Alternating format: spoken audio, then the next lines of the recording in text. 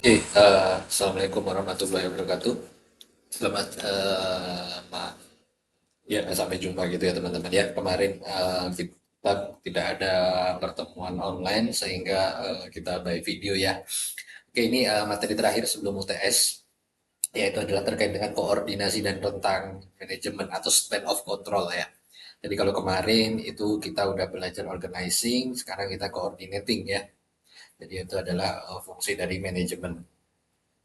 Oke, koordinasi itu adalah mengintegrasikan tujuan dan kegiatan ya dari masing-masing fungsional agar tercapai tujuan. Jadi yang masing-masing fungsional punya tujuan sendiri, kegiatan sendiri, tapi kegiatan-kegiatan masing-masing ini harus satu tujuan gitu ya untuk mencapai tujuan perusahaan gitu ya.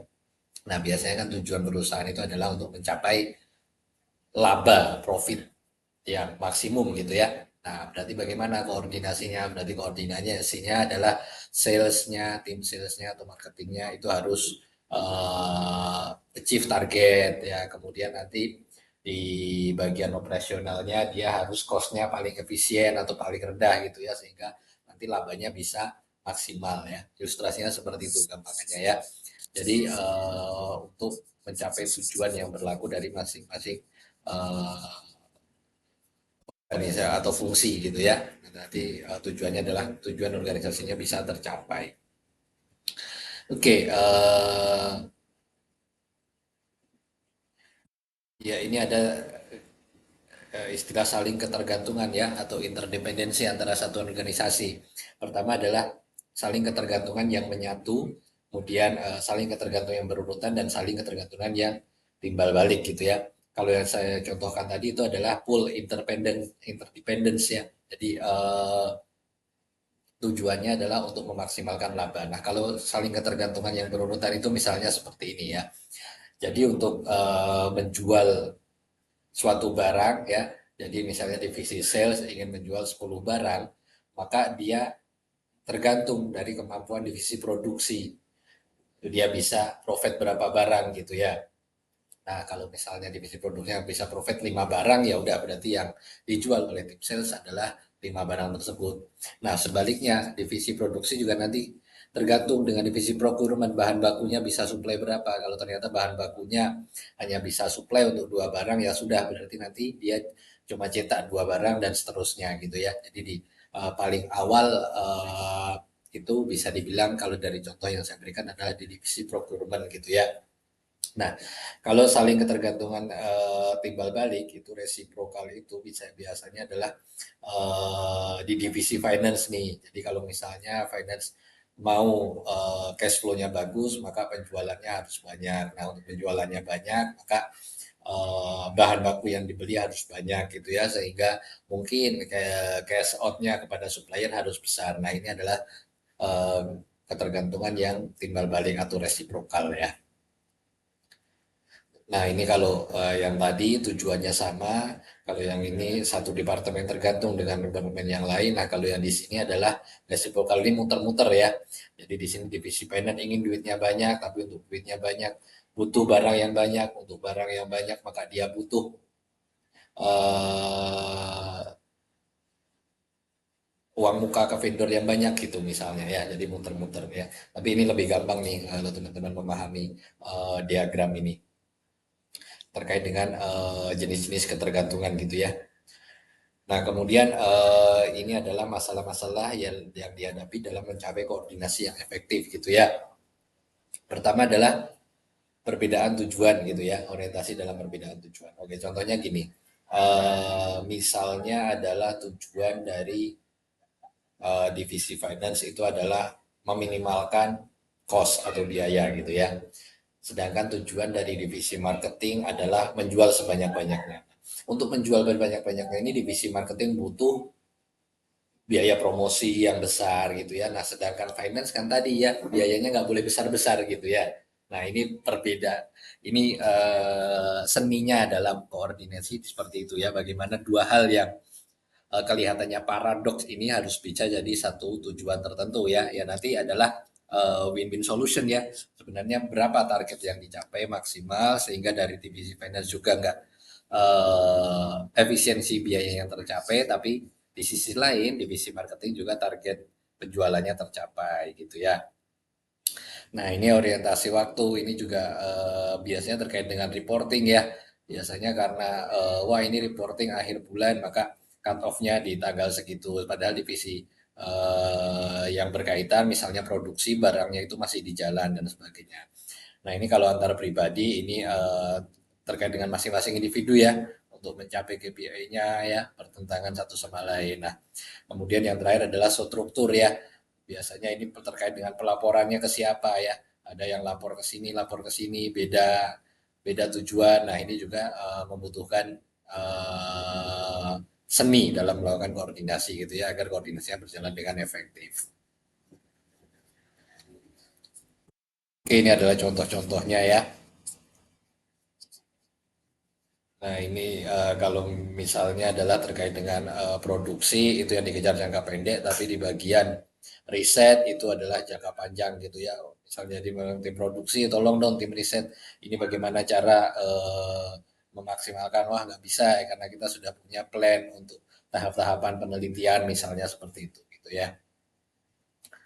Nah, ini terkait yang pribadi, ini lebih kepada individu gitu ya. Nah, ini terkait dengan formalitas ya, strukturnya seperti apa ya. Nah, ini contohnya di produksi, di departemen produksi, kuantitas dan kualitas dari pekerja diawasi secara ketat, tapi di bisnis personalia standarnya lebih longgar gitu ya. Nah, ini adalah perbedaan struktur. Oke, ini adalah tiga pendekatan untuk mencapai koordinasi yang efektif ya. Yang pertama, teknik-teknik manajemen dasar harus dikuasai. Hierarki manajerialnya seperti apa? Si A bertanggung jawab pada siapa, misalnya si A bertanggung jawab pada si B ke si C dan seterusnya gitu ya. Kemudian rencana dan tujuannya harus klop dulu di awal ya. Jadi dari tadi koordinasi ini kan menyatukan tujuan gitu ya. Nah, maka rencana-rencananya harus mencapai satu tujuan yang sama. Kemudian yang ketiga adalah aturan dan prosedurnya harus jelas karena ini biasanya yang membuat suatu proses itu lama ya. Karena apa? Karena prosedurnya tidak jelas ya. Jadi harus ada prosedur tertulis yang dipahami oleh semua karyawan sehingga jelas gitu ya, proses kerjanya jelas. Kemudian meningkatkan koordinasi potensial investasi dalam sistem informasi ya. Jadi cara untuk mudah dalam melakukan organisasi ini apabila sistem informasi dalam perusahaan ini sudah terotomasi ya. Jadi oh tim produksi cuma bisa 10 gitu ya di bulan ini gitu. Maka informasi tersebut secara otomatis langsung tersampaikan kepada divisi sales. Oh, berarti target jualan saya hanya 100, hanya 10 gitu ya. Nah, kalau misalnya kita jual lebih banyak, nah ini kan akan membuat konsumer kecewa ya gitu ya. Nah, ini adalah jadi sistem informasi itu sangat memudahkan ya dalam koordinasi ya. Jadi kalau teman-teman nanti bekerja di perusahaan yang sistem informasi sudah bagus, itu sudah mengeliminate beberapa kesulitan-kesulitan dalam proses koordinasi. Penciptaan hubungan-hubungan ke samping ya, ini terkait antar rekan kerja itu harus fluid ya. Kalau membahas pekerjaan ya lebih enak gitu ya. Kemudian mengurangi kebutuhan akan koordinasi gitu ya. Jadi ada hubungannya yang teratas tadi ya, ada hubungannya dengan sistem informasi. Jadi kalau misalnya sistem informasinya sudah bagus, maka tidak perlu ada misalnya PIC yang tugasnya mengontrol produksi dan penjualan gitu, nggak perlu kalau misalnya sudah ada informasi yang terintegrasi gitu ya. Nah, ini adalah cara-cara untuk mencapai koordinasi yang efektif ya. Jadi pahami dulu manajemen dasar, kemudian ada sistem informasi yang bagus gitu ya, kemudian hal-hal atau kebutuhan-kebutuhan tambahan yang akan terkait dengan koordinasi ini kalau bisa dihilangkan ya, karena itu akan memperlama dalam proses koordinasi.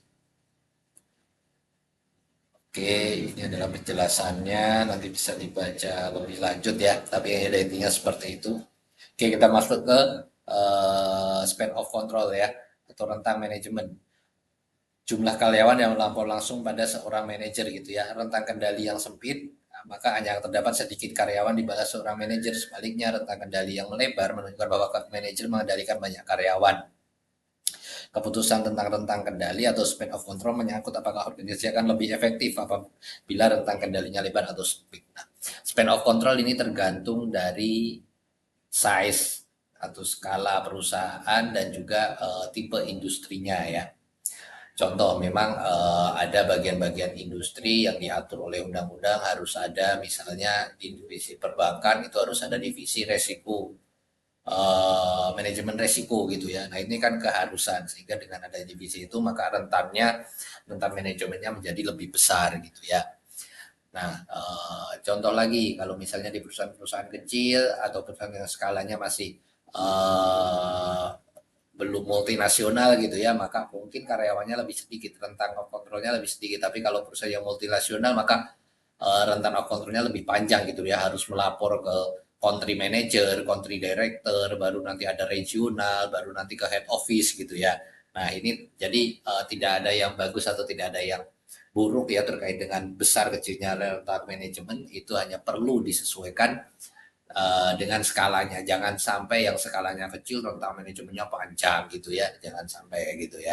Jadi disesuaikan, kalau memang skalanya masih kecil jadi buat rentang manajemennya sempit gitu ya. Nah, rentang manajemen yang span of control itu ada span of control, span of authority, span of attention, dan span of supervisi ya. Span of control adalah mengatur yang bawahnya ya. Span of authority itu siapa yang berhak mengambil keputusan gitu ya. Contoh, jadi misalnya pengeluaran uang gitu ya. Kalau misalnya di bawah 1 M maka itu cuma perlu manajer. Kalau di atas 1 M maka perlu direktur misalnya gitu ya. Nah, ini harus jelas ya. Otoritas pengambil keputusannya harus jelas ya.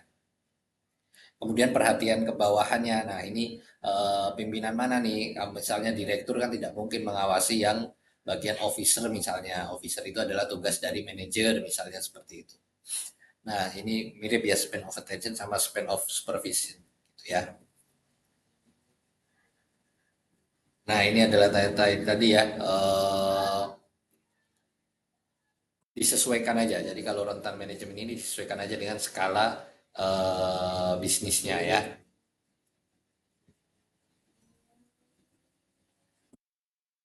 Ya, ini adalah satu artikel ya. Idealnya berapa orang gitu ya misalnya ya. Nah, ini ada acuannya, tapi kalau ini boleh dipakai, tapi ya itu tadi ya, sesuaikan lagi ya, karena masing-masing perusahaan punya nature yang berbeda-beda. Nah, ini ada rumusnya, jumlah hubungan, jumlah bawahan ya. Maka itu adalah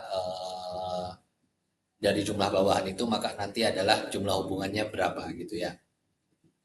Contoh di sini ada jumlah bawahan 3 orang, maka terdapat jumlah hubungan potensialnya dari 3 orang bawahan ini adalah 18 gitu ya, dengan rumus yang tadi. Nah, ini keuntungan dan jadi keuntungannya rentan yang besar itu adalah uh, ini kerugiannya ya. Jadi waktunya, kecepatan waktu tidak bisa tercapai, lebih besar terjadi penyimpangan, penggunaan sumber daya juga tidak efisien ya kalau misalnya tentang manajemennya lebar ya. Tapi kalau memang skalanya sudah besar ya pasti efisien gitu ya, dan memang harus seperti itu gitu ya. Nah, kalau moral rentan manajemennya kecil maka moral karyawan ini bisa meningkat gitu ya. Balikannya ya dengan yang besar tadi. Oke, ini faktor-faktor yang mempengaruhi tentang manajemen, kesamaan fungsi-fungsi, kedekatan geografis, ada regional, ada lokal gitu ya. Tingkat pengawasan yang dibutuhkan, tingkat koordinasi pengawasan, bantuan operasional, dan lain-lainnya ya. Nah, ini penjelasannya.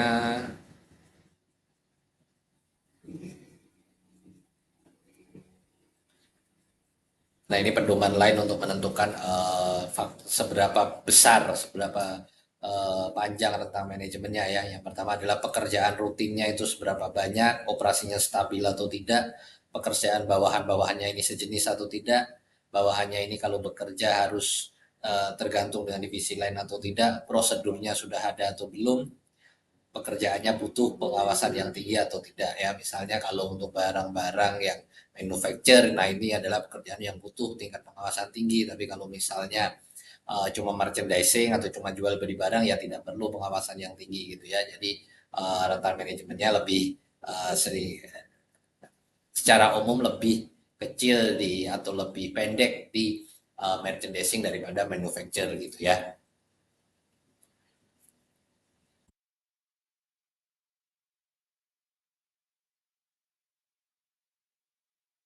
Oke, ini kelanjutannya. Oke, nah itu tadi ya. Jadi kalau rental manajemen disesuaikan dengan skala bisnisnya ya. Yang penting jangan sampai terjadi ketidakefisiensian dalam cost atau biaya gitu ya. Oke, mungkin itu aja untuk pertemuan ke-6 ini. Kalau ada pertanyaan nanti bisa ditanyakan lewat WA Group ya. Saya Iri, Assalamualaikum warahmatullahi wabarakatuh.